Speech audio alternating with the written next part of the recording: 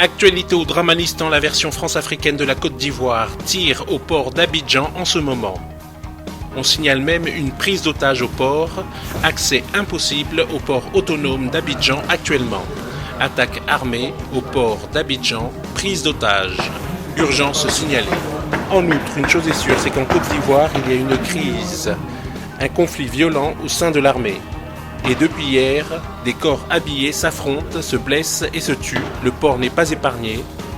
N'arrêtez pas de prier pour la terre des Burnis. Surtout, faites vos provisions. Gala, Kolebi, de Réseau Panacom. On nous signale aussi des tirs entre gardes pénitentiaires et militaires à Bouaké.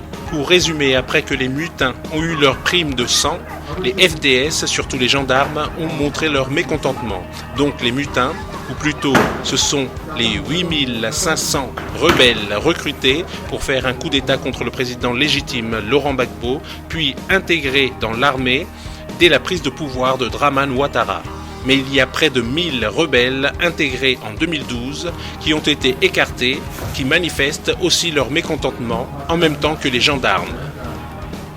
Les mutins à Bouaké ont attaqué le camp de gendarmerie, mais ils ont été repoussés. À Yamoussoukro, ce sont les éléments rebelles, devenus militaires, donc ceux de 2012, qui sont allés attaquer leurs frères ayant bénéficié de la prime de sang et qui sont basés à la garde républicaine. Il y a eu 3 morts lors de cette attaque. Les gendarmes joints à Bouaké démentent avoir subi des pertes en vies humaines lors de l'attaque sur leur base.